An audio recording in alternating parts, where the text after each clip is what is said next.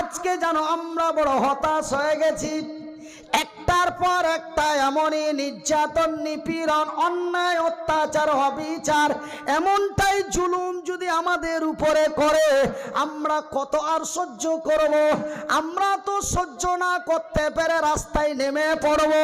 আমরা যদি রাস্তায় নেমে পড়ি, ওরা তো আর চুরি পরে থাকবে না, ওরাও তো রাস্তায় নেমে পড়বে। দুই দলে সংঘর্ষ হয়ে যাবে। ওরা তো ৭৫, আমরা তো ২৫। ওরা তো আমাদের পিটিয়ে সাটিয়ে দেবে। কেন চিন্তা করব না? চিন্তা না করলেও চিন্তা,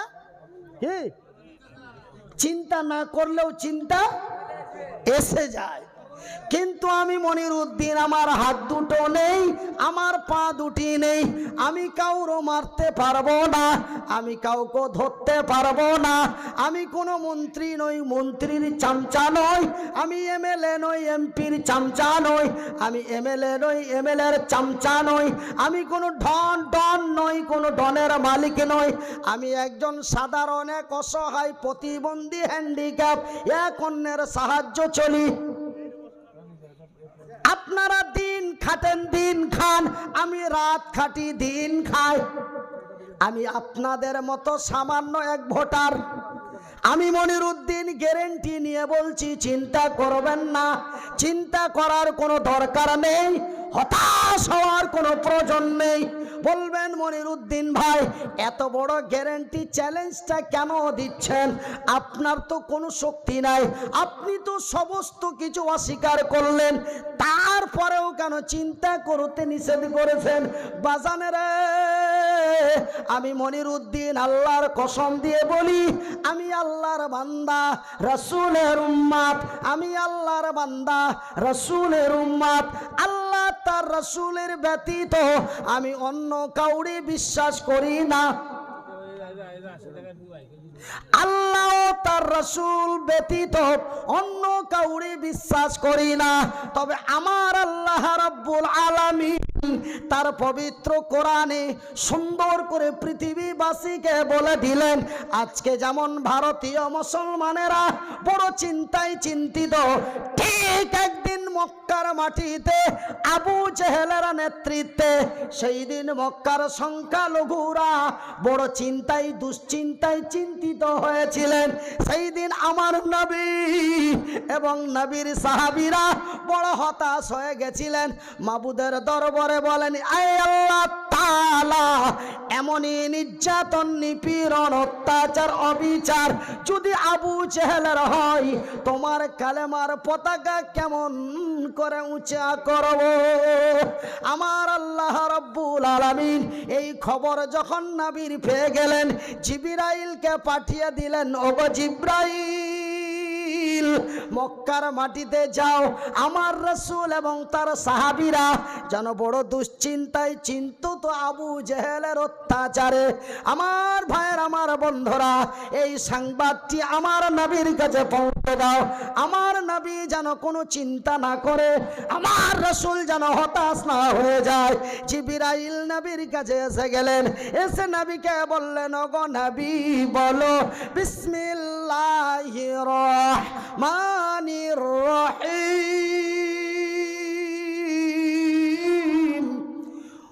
ওয়ালা তাহিনু ওয়ালা তাহজানু ওয়া আনতুমুল আলাউনা ইন কুনতুম মুমিনিন। রে মুর্শিদাবাদ বেলডাঙ্গা থানার সংখ্যালঘু ইমানদার মুসলমানেরা, রে মক্কা মদিনা তায়েফের সংখ্যালঘু ইমানদার মুসলমানেরা, ওটা আরবি ভাষা, এটা বাংলা ভাষা। রে মোরে ভবিষ্য বাংলা ভারতের সংখ্যালঘু ইমানদার মুসলমানেরা, ওয়ালা তাহিনু ওয়ালা তাহজানু, তোমরা চিন্তায় চিন্তিত হয়ো না, তোমরা ভয়ে ভীতু হয়ো না, তোমরা হতাশ হয়ে যেও না। তোমরা ভেবো না ওরা ৭৫ আমরা ২৫, তোমরা ভেবো না ওরা ৭০ আমরা ৩০। তোমরা তোমাদের ঈমানটা মজবুত করো, আমার উপরে তাওয়াক্কাল, বিশ্বাস, ভরসা করো। আমি আল্লাহ আমার ওয়াদা, আমি আল্লাহ, আমার ওয়াদা, আমার জমিনে আমি তোমাদেরই কল্যাণ করব। আলহামদুলিল্লাহ বলেন। এখানে সুবহানাল্লাহ হবে না, কোনো সময় কখনো হবে না। জোরে বলি আলহামদুলিল্লাহ। আল্লাহ যেহেতু ওয়াদা করে বলে দিলেন, হ্যাঁ, তোমাদের দুশ্চিন্তে টেনশনের দরকার নাই। এই ভাই দাঁড়ান, সেহেতু তোমরা আমার উপরে তাওয়াক্কাল করো, আমার উপরে বিশ্বাস করো, আমার উপরে ভরসা করো, আমার প্রতি তোমরা আল্লাহ আমার এবং আমার রসুলের প্রতি তোমরা ইতাআত করো, বিশ্বাস করো, আমি তোমাদেরই কল্যাণ করব। তবে এই কথাটি আমার আল্লাহ, এই কথাটি আমার আল্লাহ আমার নবীর কাছে পৌঁছে দিলেন। তবে ভাইজান, আমি মনিরুদ্দিন বেঈমান। আমি মনিরুদ্দিন কি বলতে লজ্জা পাচ্ছেন? এটা একটা এক্সাম্পল, ভাষাটা এমন ব্যবহার হয়েছে। মনিরুদ্দিন ভাইকে বেমান বলবো? আমি মনিরুদ্দিন বেঈমান, আমি মনিরুদ্দিন চিটার, আমি মনিরুদ্দিন দালাল, আমি সকাল বেলায় ভল্টুর লোক, সন্ধ্যা বেলায় সেন্টুর লোক করে। আমি মনিরুদ্দিন বেঈমান, আমি বলি একরকম, চলি আর একরকম, আমার কথার সাথে কাজের মিল নেই, আমার কাজের সাথে কথার মিল নেই। কিন্তু আমার আল্লাহ সত্য, আমার আল্লাহর কোরআন সত্য, আমার আল্লাহ যাহা বলেন তাহাও সত্য। তিনি শুধু বলেন না, তিনি তার প্রমাণ তার জমিনে দিয়ে দেন। ওই যে সেই দিন আমার আল্লাহ তার না রাসূল এবং নবীর সাহাবীদের বলে দিলেন, বিশ্বের সংখ্যালঘুদের বলে দিলেন, তোমরা হতাশ চিন্তায় চিন্তিত হয়ো না, তোমরা আমার উপরে তাওয়াক্কাল বিশ্বাস ভরসা করো, আমি তোমাদেরই কল্যাণ করব। এই যে খবরটি আমার আল্লাহ দিলেন, তার কিছুদিন পরেই জিবরাইলকে দিয়ে নবীকে বলে দিলেন, ওগো নবী, মক্কার মাটিতে ঘোষণা করে দাও, উহুদ বদরের প্রান্তে কালেমার পতাকা উঁচু করো, যাও। আমার আল্লাহর অর্ডার হয়ে গেল, আমার আল্লাহর অর্ডার হয়ে গেল। আমার নবী মক্কার মাটিতে দাঁড়িয়ে হুঙ্কার আওয়াজ দিয়ে বললেন, রে আবু জেহেল, তার সেনাপতি কমান্ডারেরা, আয় মক্কার মাটি বিজয় করব, আয় কোন মায়ের লাল দুধ খেয়েছিস, আয় ময়দানে বেরিয়ে আয়। এই আওয়াজ যখন আমার রাসূল তার সাহাবীরা দিয়ে দিলেন, আবু জেহেল বড় চিন্তায় চিন্তিত হয়ে হুঙ্কার দিয়ে বলে, কে রে, কার এত বড় ক্ষমতা আমার নেতৃত্বে কালেমার পতাকা উঁচু করতে চায়? যাও সেনাপতি কমান্ডারেরা, যাও মুহাম্মদ এবং তার লাই লস্করদের পিটিয়ে গুটিয়ে দাও। এইদিকে আবু জেহেলের অর্ডার হয়ে গেল, ওইদিকে নবীর ডাক এসে গেল, ময়দানে দুই দল ঝাঁপিয়ে পড়ল। আমার নবীর সেনাপতি কমান্ডার অনলি মাত্র 3000, কত? আর এইদিকে আবু জেহেলের সেনাপতি কমান্ডারে 1 লাখ, কত? তবে ভাইজান, সিম্পল সাধারণ জ্ঞানে বর্তমান পরিস্থিতিতে বিজয় হবে কার? 1 লাখের। কিন্তু ওই যে আমার আল্লাহ সত্য, আমার আল্লাহর কোরআন সত্য, আমার আল্লাহ যাহা বলেন তাহাও সত্য। ওই যে আমার আল্লাহর ওয়াদা, আমি তোমাদেরই কল্যাণ করব, আমি তোমাদেরই বিজয় করব, তোমরা আমার প্রতি বিশ্বাস তাওয়াক্কাল করো। 3000 1 লাখের সাথে লড়াই আরম্ভ হয়ে গেল।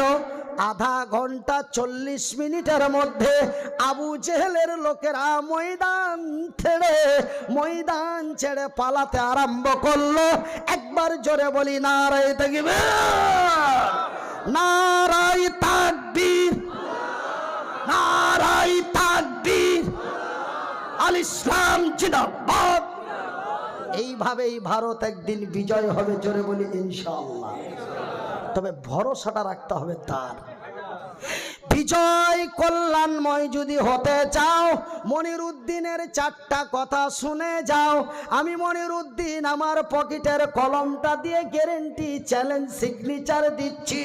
বিজয় যদি হতে চান, কল্যাণ যদি পেতে চান, মৃত্যুর পরে যদি জান্নাতে যেতে চান, নাম্বার 1, মদের বোতলগুলি ভেঙে দিন, সুদের খাতা থেকে নামটা কেটে দিন, অন্যায়ের প্রতিবাদ করে ন্যায়ের প্রতিষ্ঠা করুন।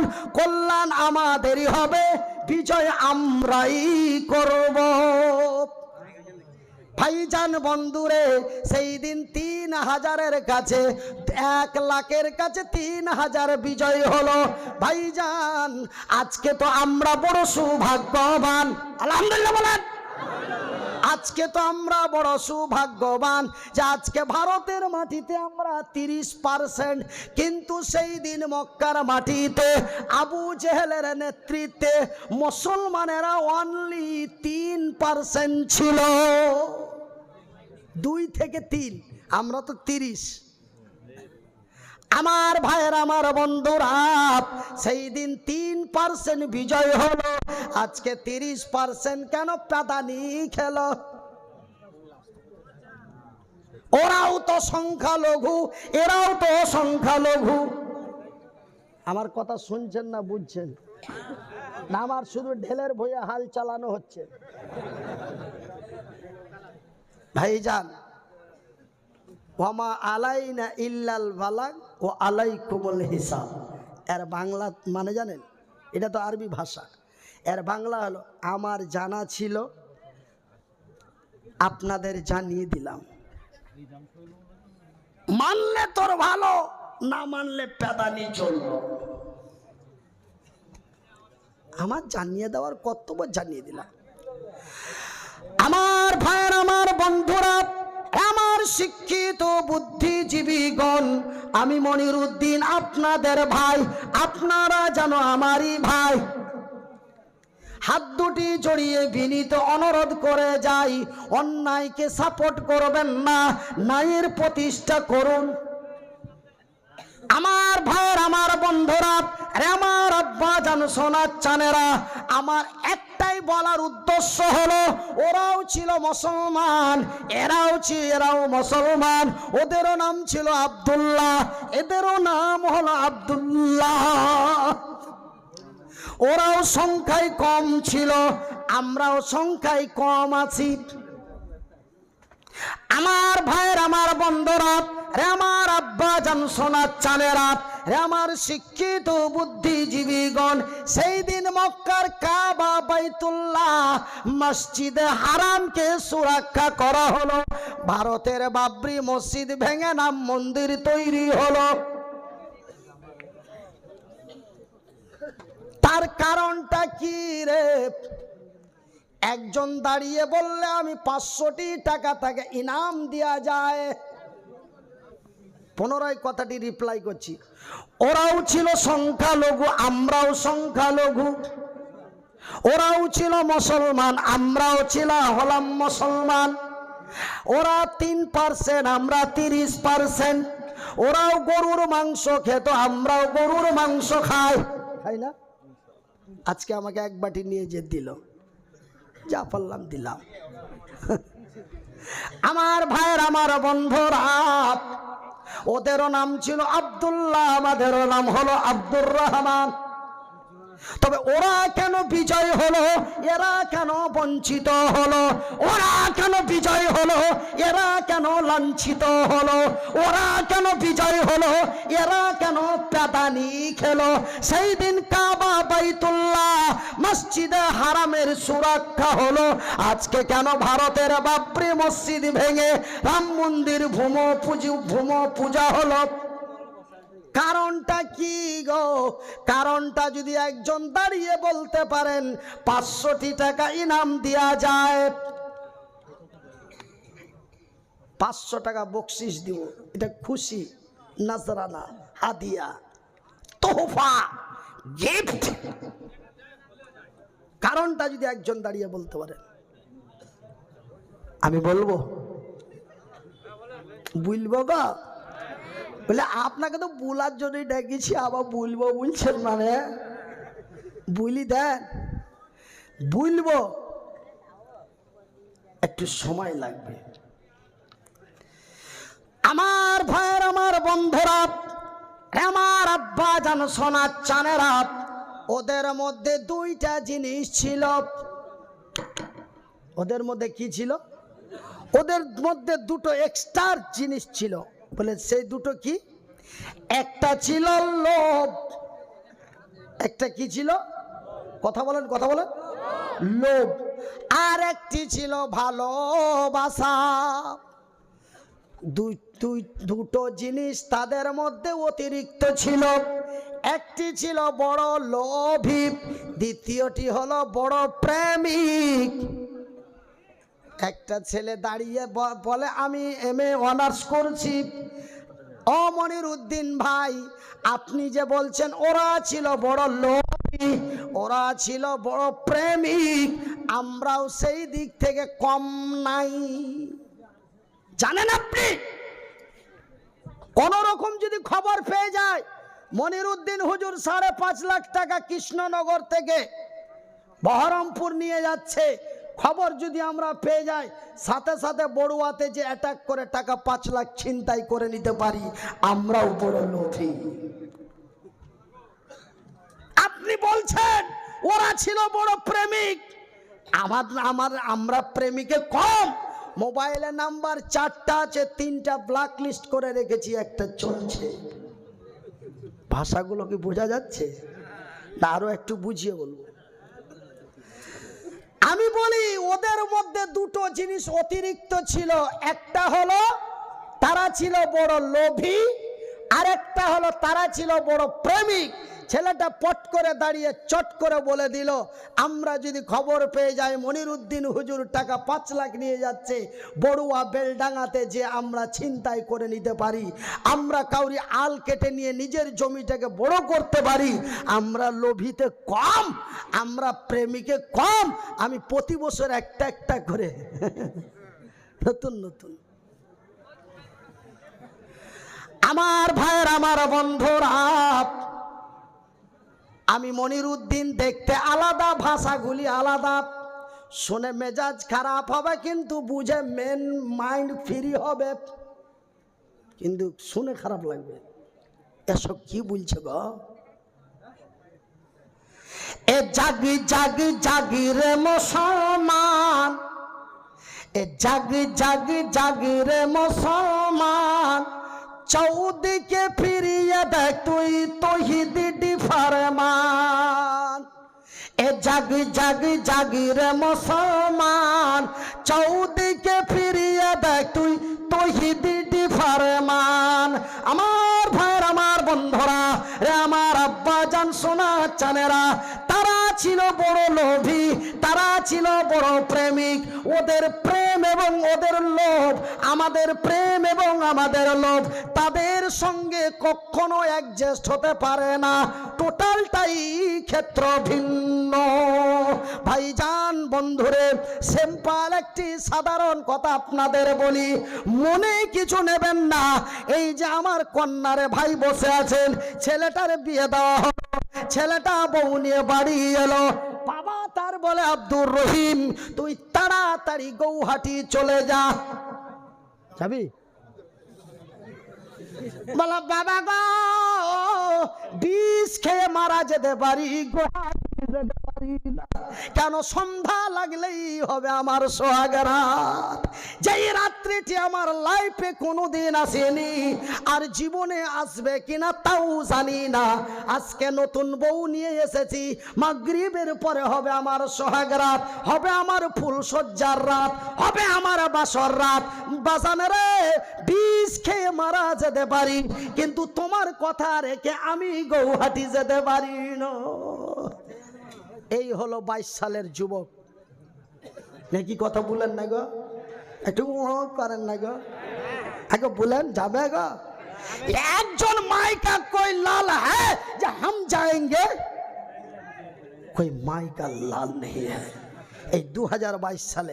কিন্তু আমার ভাইয়ের, আমার বন্ধুরা, এমনই এক ইতিহাস, এমনই এক ঘটনা মক্কার মাটিতে ঘটলো।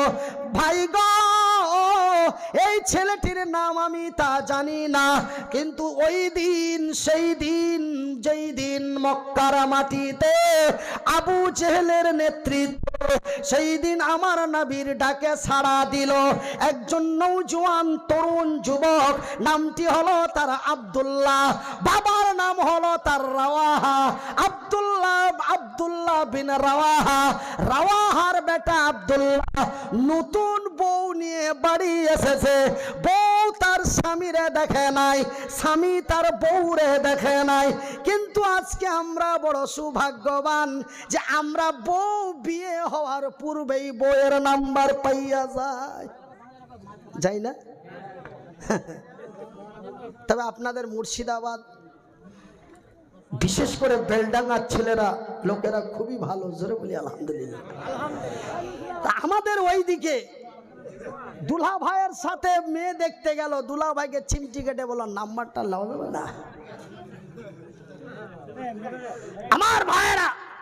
তবে আমরা বিয়ের পূর্বেই বইয়ের নাম্বার পেয়ে যাই দুলা ভাইয়ের সাথে দেখতে যে।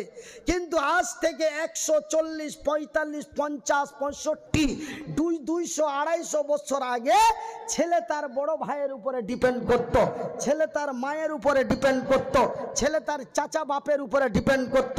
আমার আব্বা যাহা দিবে তাহাই আলহামদুলিল্লাহ। ছেলেরা তখন দেখতে যেত না। তবে আপনারা আমাকে প্রশ্ন করবেন যে ছেলেরা কি বিয়ের আগে বউ দেখতে যেতে পারে না? এটা কি নিষেধ আছেন নবী আল্লাহ তার রসুলের বিধানে? না, ছেলেটা নিজেও যে দেখে আসতে পারে বা সে তার বাবা বড় ভাইকে দায়িত্ব দিয়ে দিতে পারে। দুটোই পরিশ্রম, দুটোই জায়েজ আছে এবং দুটোই করা যায়। কিন্তু সেই জামানার ছেলেরা অত্যন্ত শর্মিন্দা এবং বাবা মা বড় ভাই